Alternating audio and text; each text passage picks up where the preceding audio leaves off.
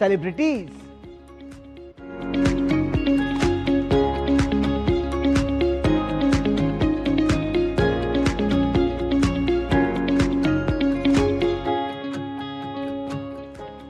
आज इंटरनेट पर जो ज्यादातर एआई वीडियोस दिखाई देते हैं वो लगभग एक जैसे लगते हैं। कई रैंडम क्लिप्स, कहीं कैरेक्टर्स हर सीन में बदल जाते हैं। कई मूवमेंट इतना अजीब होता है कि तुरंत समझ में आ जाता है कि ये एआई से बनाया गया है।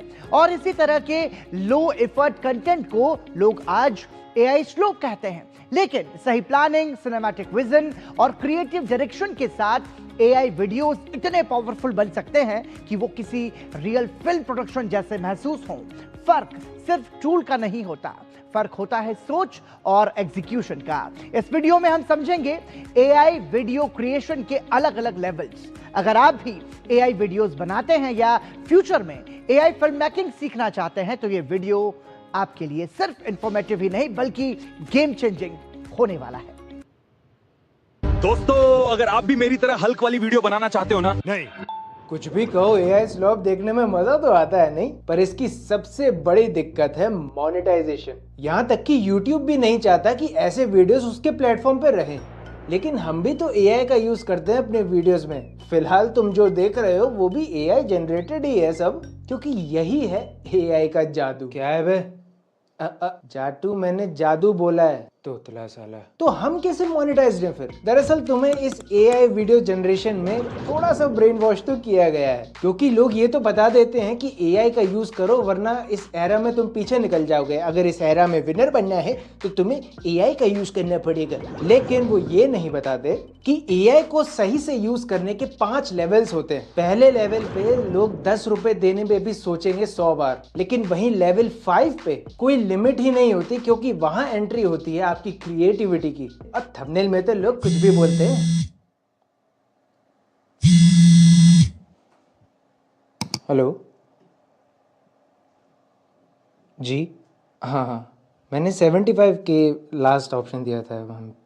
हाँ, एक्चुअली मैं अभी थोड़ा बिजी हूँ। मैं आपको अपने मैनेजर जाटू का नंबर दे देता हूँ। आप 10 मिनट में कॉल कीजिएगा प्लीज़ प्लीज़ जी। Thank you ma'am, thank you, bye.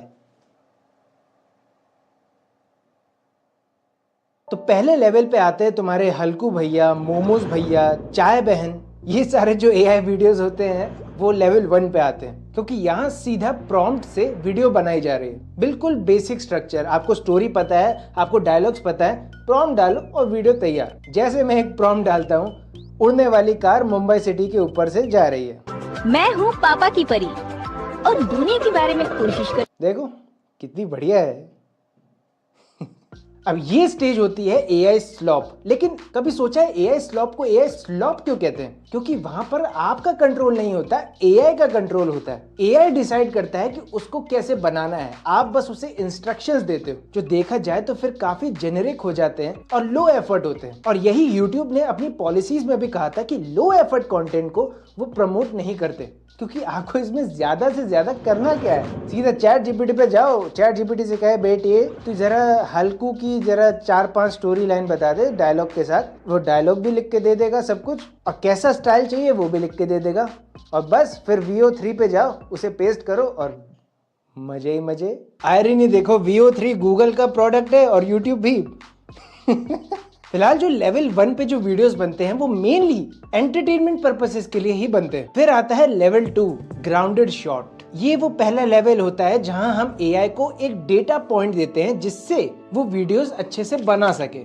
Data points का यहाँ मतलब है एआई को फर्स्ट फ्रेम प्रोवाइड करना, यानी कि इमेज प्रोवाइड करना एज एन रेफरेंस। इसका वर्कफ्लो लेवल 1 की तरह ही रहता है, लेकिन थोड़ा सा हटके। जहां लेवल 1 में सीधा प्रॉम्प्ट से हम वीडियो जनरेट करते थे, लेकिन इस केस में पहले टेक्स्ट से इमेज जनरेट करते हैं, इमेज से फिर उसे एनिमेट करते हैं वीडियो में। तो बीच में जो इमेज का ये रेफरेंस मिलता है एक वीडियो जनरेटिव एआई को, इस केस में लक फैक्टर जो होता है वो साइड में थोड़ा हट जाता है, क्योंकि प्रॉम्प्ट टू वीडियो में आपका लक फैक्टर भी बहुत काम करता है अगर आपका प्रॉम्प्ट सही नहीं है तो, या थोड़ा सा इधर उधर है तो। लेकिन यहाँ पर लक फैक्टर थोड़ा सा कम हो जाता है, क्योंकि आप इमेज रेफरेंस दे देते हो उसे। अब वो उसके बेसिस पे ही वीडियो एनिमेट या वीडियो बनाएगा, जैसे हमने ये वीडियो बनाया था। Good evening, citizens.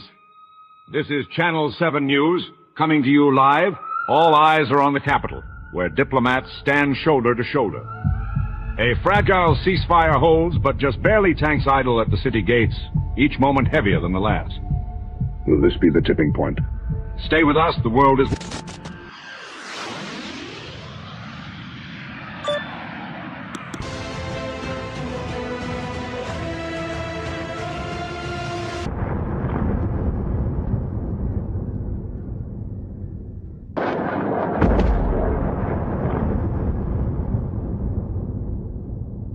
Now I am become death, the destroyer of worlds.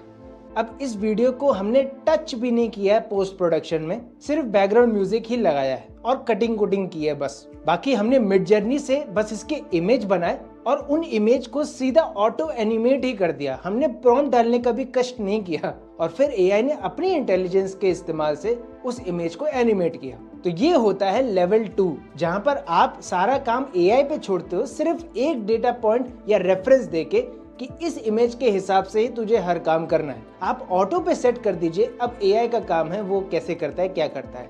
उसमें आपका कंट्रोल जो होता है वो 50-50 हो जाता है, जहां पहले में पूरा कंट्रोल एआई के पास था। फिर आता है लेवल 3, जिसके ऊपर आज सारे एआई टूल्स इसी लेवल पे बेचे जा रहे हैं, क्योंकि इसके आगे के जो लेवल्स होंगे वो उस इंडिविजुअल पे निर्भर हैं कि वो उसका कैसे इस्तेमाल करता है। लेकिन एआई टूल्स आपको लेवल 3 तक ही बेचेंगे, चाहे आप उनकी एड्स देख लो, कुछ देख लो, क्योंकि इस लेवल का नाम है द डायरेक्टर स्टेज। अब यहाँ पर आपका कंट्रोल ज्यादा है। यहाँ पर आप जो भी फ्रेम है उसके हिसाब से उसका क्या मूवमेंट होना चाहिए, क्या मोशन होना चाहिए, उसको एआई को बताते हो। जैसे कि डॉली जूम होना चाहिए या स्लो मोशन होनी चाहिए या सिर्फ पैनिंग इफेक्ट होना चाहिए या कितनी स्पीड में होना चाहिए, किस एंगल में होना चाहिए। हर फ्रेम के हिसाब से आप एआई को बताते हो कि इस फ्रेम के हिसाब से ही मोशंस बनाना। अभी तक हमने ऑटो एनिमेट किया है चीजों को, हर काम एआई पे छोड़ा है। इस लेवल पे आके आपको एआई को हर फ्रेम के हिसाब से बताना होता है कि यार अब इस फ्रेम के हिसाब से तू ये कर।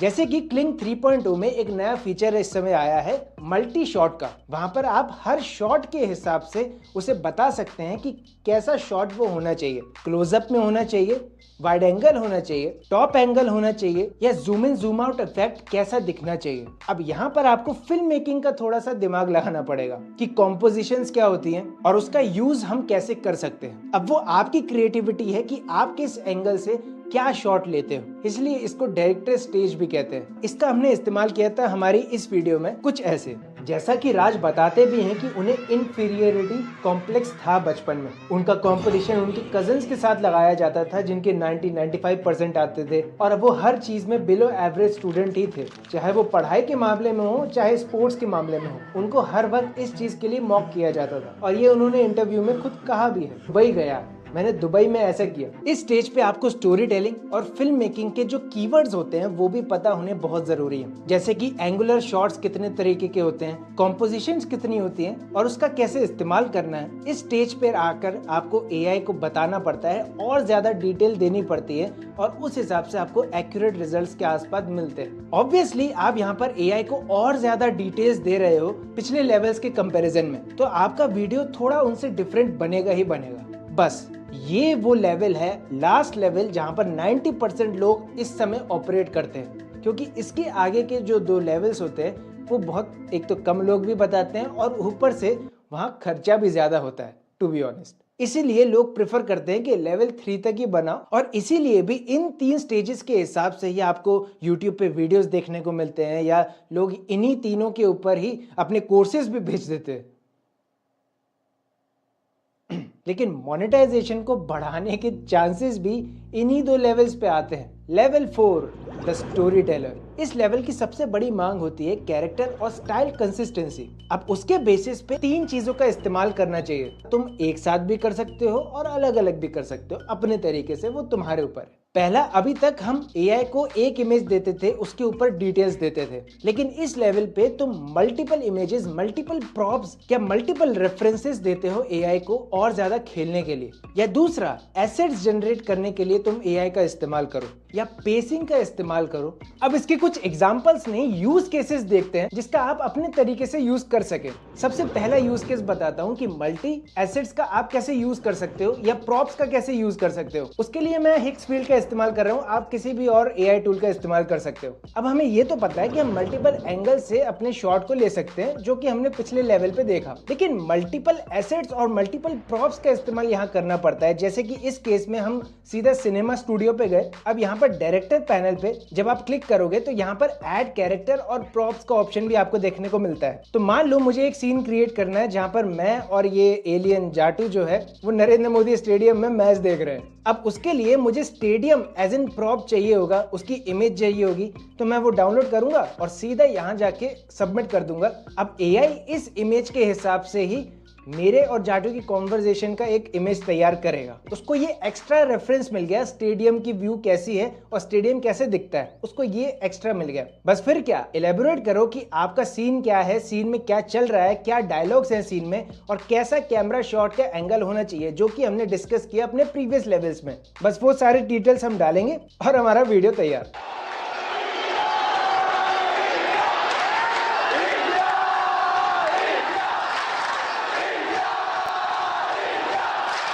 देख रहा है जाटू, वर्ल्ड कप फाइनल और अपना वीडियो एक ही दिन में आ गया यार। तो मैं क्या करूँ जाटू, देख वैसे भी तेरे व्यूज़ और लाइक सब्सक्राइबर्स तो बढ़ने रहे हैं, तो फ़र्क क्या पड़ता है। सही है यार, फ़र्क क्या पड़ता है। अब दूसरा यूज केस देखो कि एसिड्स को कैसे जनरेट किया जाता है। अब आपने इसी वीडियो में कितने सारे एसिड्स पॉइंट्स देखे हैं, जैसे कि यहाँ पे और यहाँ, ये सब AI जनरेटेड है और बाकी हमने सॉफ्टवेयर में ले जाके उसको एडिट किया है। तो यहाँ पर ये जो चीज है वो एक एसिड का काम कर रही है वीडियो एडिटिंग में। इवन अगर आपको मिक्स्ड मीडिया एसिड बनाने हैं, जैसे कि मान लो मैं पिंटरेस्ट पे जाके मुझे ये स्टाइल रेफरेंस अच्छा लगता है, मैं इसको डाउनलोड करूंगा, अपनी इमेज को नैनो बनाना पे सबमिट करूंगा और ये स्टाइल को भी सबमिट करूंगा और फिर ये प्रॉम्प्ट दूंगा, एंटर करूंगा, तो इसी स्टाइल के अंदर मेरी इमेज बन के आ जाएगी, जिसको बाद में मैं एज एन एसेट यूज कर सकता हूं अपनी वीडियोस में, जैसे कि बी रोल्स में यूज कर सकता हूं या डॉक्यूमेंट्री स्टाइल दिखाने में यूज कर सकता हूं। ऐसे मल्टीपल रेफरेंसेस के स्टाइल्स आप कॉपी कर सकते हैं या रेप्लिकेट कर सकते हैं अपनी ओरिजिनल इमेज में। तो ये होता है एसेट क्रिएशन का जादू। अब जैसे इन वीडियोस का हमने बी रोल में इस्तेमाल किया, तो हमारे लिए हमारे वीडियो के हिसाब से ये एक एसेट है। इवन जो हमारा मिस्टर बीस्ट वाला वीडियो था, वो लगता है कि इसमें जो ये टीवीज हैं ये AI जनरेटेड है, बाद में पोस्ट प्रोडक्शन में हमने इसे मोशंस दिए। अब एक और यूज केस देखो कि पेसिंग का इस्तेमाल कैसे किया जा सकता है। जैसे कि हमने ये शॉट देखा था कि जूम से जूम आउट हो रहा है और हम कहीं बैठे हुए हैं तो ये हमने कैसे किया, ये एक इमेज रेफरेंस से नहीं हुआ है, ये 2 इमेज रेफरेंस से हुआ है और उसमें बाद में पेसिंग ऐड की गई है। कैसे, ये देखो। सबसे पहले हमने पहला फ्रेम जनरेट किया जो कि था क्लोजअप शॉट, फिर हमने दूसरा फ्रेम जनरेट किया, हमने उसे टॉयलेट सीट भी दी रेफरेंस के तौर पे और अपनी इमेज का रेफरेंस भी दिया जो हमने पहले जनरेट किया, और ये प्रॉम्प्ट दिया, एंटर किया और ये इमेज तैयार हो गई। अब एक इमेज है क्लोजअप वाली, एक इमेज है वाइड एंगल वाली। अब हम जाएंगे हिग्सफील्ड के सिनेमा स्टूडियो पे। हाँ, आप क्लिंग पे भी जा सकते हैं, वहां भी आपको स्टार्ट फ्रेम और एंड फ्रेम का फीचर मिलता है। इवन लूमा, रनवे सब जगह मिलता है। फिलहाल के लिए मैं सिनेमा स्टूडियो पे हूँ, मैं स्टार्ट फ्रेम पे अपना पहला फ्रेम डालूंगा और एंड फ्रेम पे अपना दूसरा फ्रेम और ये प्रॉम्प्ट दूंगा। अगर मैं चाहूं तो सिनेमा स्टूडियो मुझे यहां से ही ऑप्शन देता है कि मैं स्पीड रैंप भी कर सकता हूं, इवन मल्टीपल शॉट्स भी इसके ले सकता हूं ऑटोमेटिकली, लेकिन वो हम करेंगे नहीं, हमें सिर्फ simple zoom in zoom out video चाहिए। तो हम इसे सिंगल शॉट पे ही रखेंगे और जेनरेट के ऊपर क्लिक करेंगे और हमारा वीडियो तैयार। अब पोस्ट प्रोडक्शन पे जाके मैं इसमें स्पीड रैंप लगा सकता हूं और एक्स्ट्रा, या अगर मैं सफिशिएंट हूं तो मैं यही वीडियो चलने दूंगा। तो यहाँ पर पेसिंग जो थी वो कुछ ऐसी हुई कि ये आया पेन और ये फिर गया, फिर धीमा हुआ, ऐसा। ये था लेवल 4, लेकिन लेवल 5 जब तुम जान लोगे उसके बाद ये वीडियो छोड़ के मत जाना, क्योंकि मैं एक मजेदार सा बोनस दूंगा। खैर, लेवल 5 आता है द मास्टरपीस लेवल। यहाँ पर जुड़ते हैं एक्सटर्नल फैक्टर्स। मैनुअल काम यहाँ पर 75-80% के आसपास ही रहता है, वो AI करता है बाकी का 20%। कलर ग्रेडिंग करो और उनको साउंड के साथ लेयर करो, क्योंकि इस लेवल पे आके आप AI पार्ट एलिमिनेट करते हो, एंटरटेनमेंट का प्रोफेशनलिज्म को एम्ब्रेस करते हो। यहाँ आप एक AI वीडियो को सेल नहीं करते हो, यहाँ पर आप हाई क्वालिटी एसेट को सेल करते हो। अब आती है बोनस की बारी। थोड़ा अनफेयर एडवांटेज भी मिलना चाहिए ना हमें। 3 फीचर्स का इस्तेमाल करना है, इस समय मत भूलना यार। पहले हिग्सफील्ड का ये जो सिनेमा स्टूडियो फीचर है, एक नंबर। इवन ये वीडियो जो था वो पूरा हिग्सफील्ड ने ही बनाया था, हमने टच भी नहीं किया था। और ये सिनेमा स्टूडियो बनाया ही सिनेमा पर्पसेस के लिए गया है तो उसकी कलर ग्रेडिंग से लेकर उसके इमोशंस तक वो सब सिनेमा ग्रेड रहेंगे। तो आपको फिल्म मेकिंग के अगर कॉन्सेप्ट थोड़े ढीले भी है ना, तब भी आप समझ जाओगे। दूसरा, हिग्स फील्ड का ये सोल फीचर। अब मान लो मुझे किसी वीडियो में इस इमेज के हिसाब से ही कलर ग्रेडिंग होनी चाहिए उसकी, और वो वीडियो उसी कलर ग्रेडिंग के साथ बन जाएगा। ये काफी मजेदार फीचर था, मुझे लगा यार आपको बताना चाहिए, और हेल्प भी बहुत होती है इससे। और तीसरा, क्लिंग 3.0 का मल्टी शॉट फीचर। एक ही वीडियो में एक ही प्रॉम्प्ट से एआई डिसाइड कर लेगा कि उसे कौन सा शॉट दिखाना है, यानी फ्रेम्स जनरेट करने की भी कोई जरूरत नहीं है। आप मल्टीपल शॉट्स बना सकते हो और उन शॉट्स की मोशंस खुद डिसाइड कर सकते हो। तो फ्रेम जनरेशन का थोड़ा काम खत्म होगा। तो इस वीडियो से हमें क्या समझ में आता है कि यार 10 रुपए वाला एआई वीडियो या 10,000 या उससे ज्यादा वाला एआई वीडियो में सिर्फ 3 चीजें उसको यहाँ से यहाँ लाते हैं। एसेट जनरेशन का इस्तेमाल करो, पूरा वीडियो एआई से मत बनाओ।